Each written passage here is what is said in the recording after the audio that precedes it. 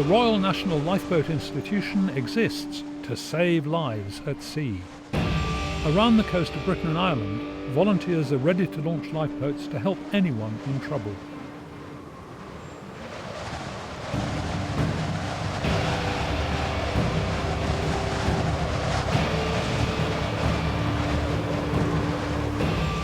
Since the RNLI was founded in 1824, lifeboat crews and lifeguards have saved at least 140,000 lives. One lifeboat station that has been part of that legacy is Salcombe.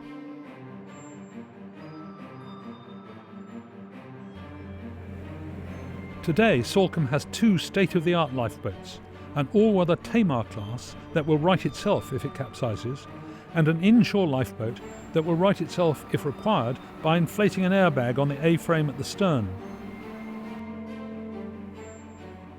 The lifeboats may have changed beyond recognition over the years, but the crew here in Salcombe is still made up of selfless volunteers who are happy to put to sea at a moment's notice.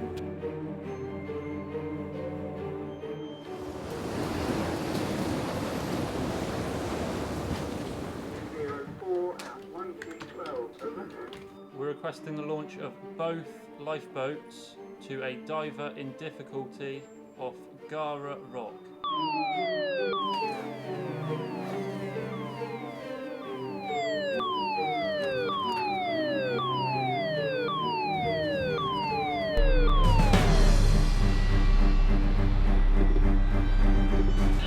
North, 3 degrees, 43.8 west of it. Salcombe on B position, go Roger.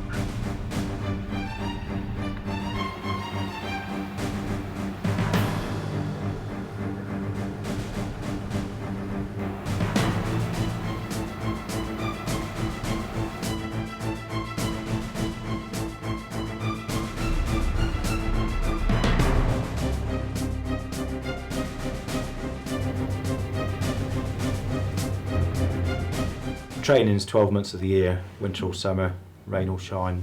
That's one of the reasons why we exercise every week, because you need the hands-on. I think you need the hands-on. It's easy for me, I'm on it every day. If you don't come on it for a month or 6 weeks, and then it's dark, blowing, you're trying to remember how to use the nav system or the radar, it can be quite difficult, so that's why we push it every week.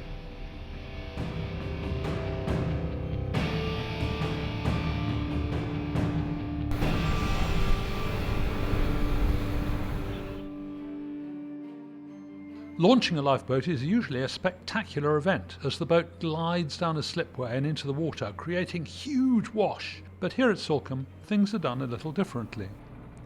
The all-weather lifeboat, the Tamar class Baltic Exchange 3, sits alongside its own permanent mooring, ready to slip away without the drama, but with no less a sense of urgency.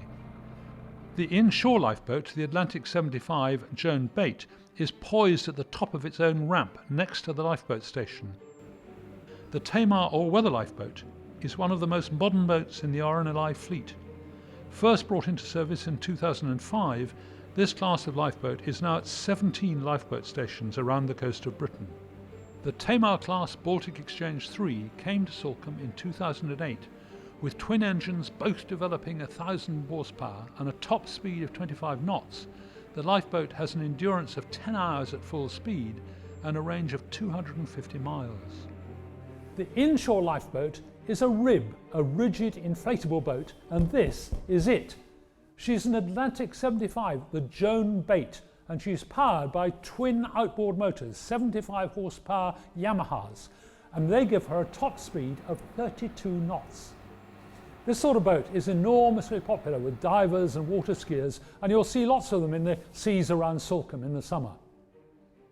It was one such occasion that showed the skill and the bravery of the inshore lifeboat crew as they battled to save the life of a bodyboarder caught in the surf at Sawmill Cove. I could see the people on the shore, all standing there watching and realising I was in trouble. The waves were quite big and the rocks were pretty dangerous. There's some little rocks that stick out into the cove there, and there was one point where I was swept towards them, and I thought, this is going to be bad. Well, we were tasked to go and pick up a bodyboarder in Sawmill Cove, an area we know well. The coxswain of the day thought that he'd been in the water for some time, there may be a medical problem, so he asked me to go. And the way out of the estuary, in fact, it was quite quiet, but when we turned round the corner to head west, out beyond the bar, it got really quite rough. So once we come round Bolthead, it was fairly lively, some fairly large breaking waves. Esther and myself were off our seats as such. Esther was at the stern of the ILB, looking towards the casualty, and I was sort of half on, half off, looking forward, telling Sam if there's any breaking waves coming. It took us a while to realise that the leash of his bodyboard was wrapped around his arm, and it was meaning that he couldn't really swim. He was attached to his board and having difficulty keeping his head above the water. At the time, we sort of shut one off, and then to go in on one engine, so we had a spare to get out if we found the bottom or a rock or something like that. Generally you use the engine furthest away from the casualty, so it keeps them a bit safer, especially in the sort of conditions that we were in. But we tried it with one to start with, and as it happened that didn't quite work out, so we used two. And with all the sort of problems with him getting tangled up, we just had to get close, grab him and pull him in. And that was it was a bit more brutal than normal, but that's what it took to get him out of the water.